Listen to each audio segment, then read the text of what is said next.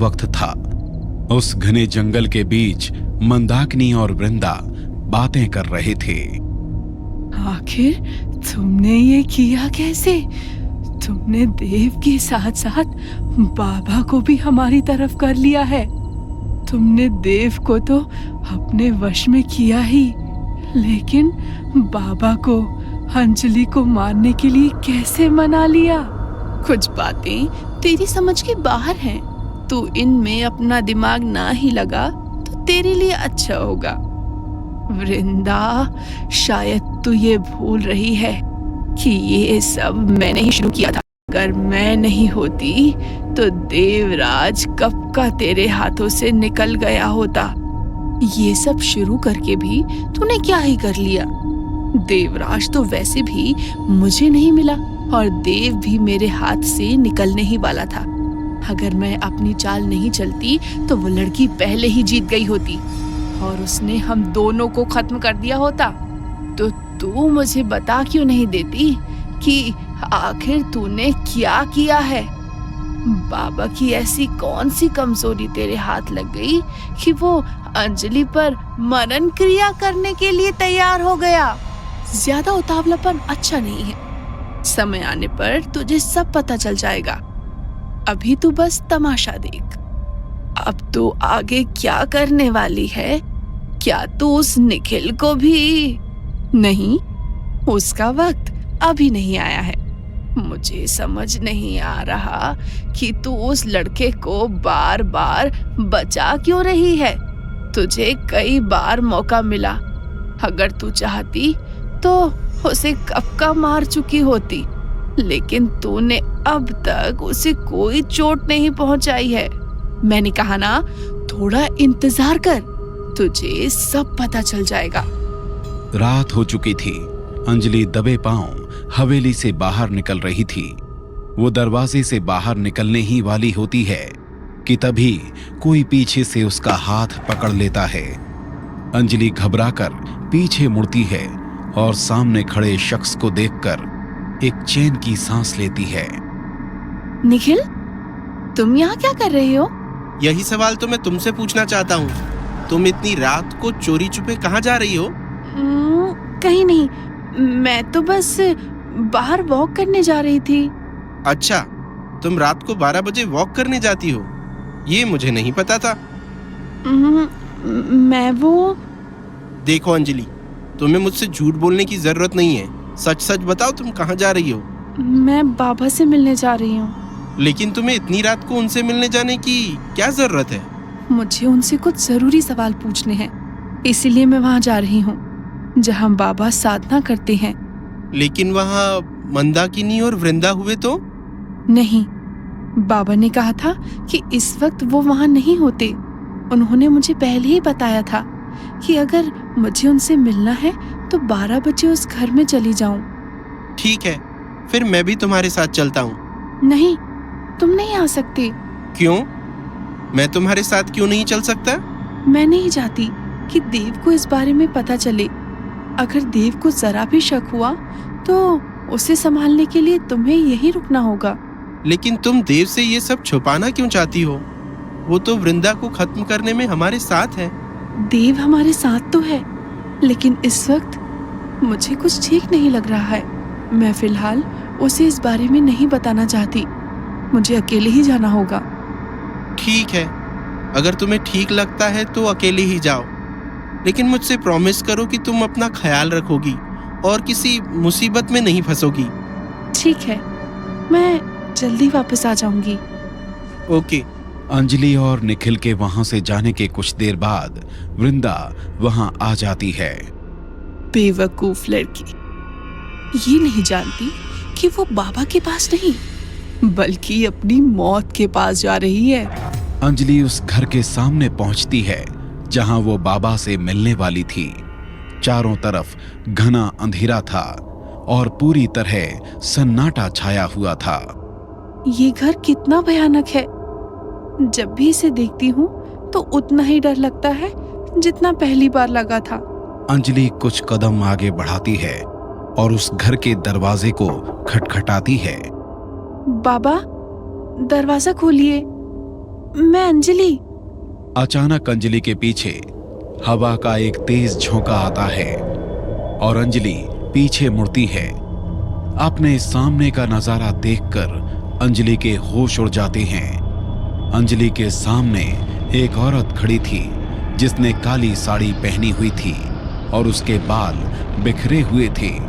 उसका चेहरा पूरी तरह नीला पड़ गया था और उसकी आंखें धंसी हुई थीं।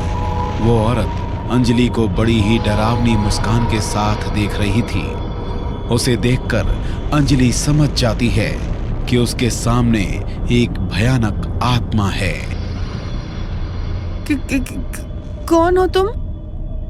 तेरी मौत। अंजलि फिर से दरवाजे की तरफ मुड़ती है और दरवाजे को जोर जोर से पीटती है। बाबा, दरवाजा खोलिए। यहाँ इसका कोई फायदा नहीं। तुझे बचाने कोई नहीं आएगा। कौन हो तुम और मुझे क्यों मारना चाहती हो? मैं नहीं, तुझे वही आदमी मारना चाहता है जिससे तू यहाँ मिलने आई है। नहीं, ये झूठ है। बाबा मुझे क्यों मारना चाहेंगे? ये मुझे नहीं पता।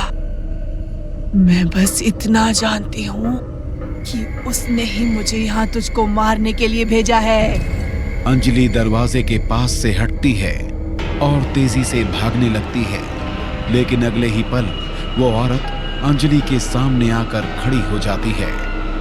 अंजलि उस औरत को इतने पास देखकर और भी बुरी तरह से डर जाती है और लड़खड़ाकर जमीन पर गिर जाती है। वो औरत अंजलि की तरफ अपना हाथ बढ़ाती है। अंजलि को ऐसा लगता है जैसे कोई उसका गला दबा रहा है। छोड़ दो मुझे। अब इन बातों का कोई फायदा नहीं। मौत तय है। प्लीज मुझे छोड़ दो। मैंने तुम्हारा क्या बिगाड़ा है? अभी मेरा जिंदा रहना बहुत जरूरी है। तभी पीछे से आवाज आती है, अंजलि तुम्हें कुछ नहीं होगा। वो औरत पीछे देखती है जहां से आवाज आई थी। अंजलि जैसे ही आवाज की तरफ देखती है वो हैरान रह जाती है। वहां क्षमा और भास्कर खड़े थे और दोनों गुस्से से उस औरत को देख रहे थे। मेरे रास्ते में मत आओ, वरना इस लड़की के साथ साथ तुम दोनों को भी मरना होगा। तुम हमें क्या मारोगी? हम तो सालों पहले ही मर चुके हैं। मौत से भी बदतर कुछ चीजें होती हैं, इसलिए मेरी बात मानो और यहाँ से चले जाओ। हमारे होते हुए तुम अंजलि का कुछ भी नहीं बिगाड़ पाओगी। ये तो थोड़ी देर में पता चल ही जाएगा। इस लड़की की मौत तो आज तय है, लेकिन लगता है उससे पहले मुझे तुम दोनों को ठिकाने लगाना होगा। ये कहकर वो औरत क्षमा और भास्कर की तरफ अपना हाथ बढ़ाती है। औरत के ऐसा करते ही क्षमा और भास्कर चीख पड़ते हैं। कौन हो तुम और हमारे साथ ऐसा कैसे कर सकती हो? मैं कौन हूँ इसका तुमसे कोई मतलब नहीं है। बस इतना समझ लो, मुझे इस लड़की को मारने के लिए भेजा गया है। किसने भेजा है तुम्हें? वैसे तो मुझे ये बताने की कोई जरूरत नहीं है, लेकिन आज तुम्हारी आखिरी ख्वाहिश भी पूरी कर देती हूँ। बाबा ने इस लड़की पर मरण क्रिया किया है और इस काम के लिए मुझे चुना है। तुम झूठ बोल रही हो। बाबा कभी ऐसा नहीं कर सकते। समझ नहीं आता, तुम लोगों को भूला कहना चाहिए या बेवकूफ। देखो, तुम्हें जो भी करना है मेरे साथ करो, इन दोनों को जाने दो। अंजलि, ये तुम क्या कह रही हो? हम तो पहले ही मर चुके हैं, लेकिन ये औरत तुम्हें भी मार देगी।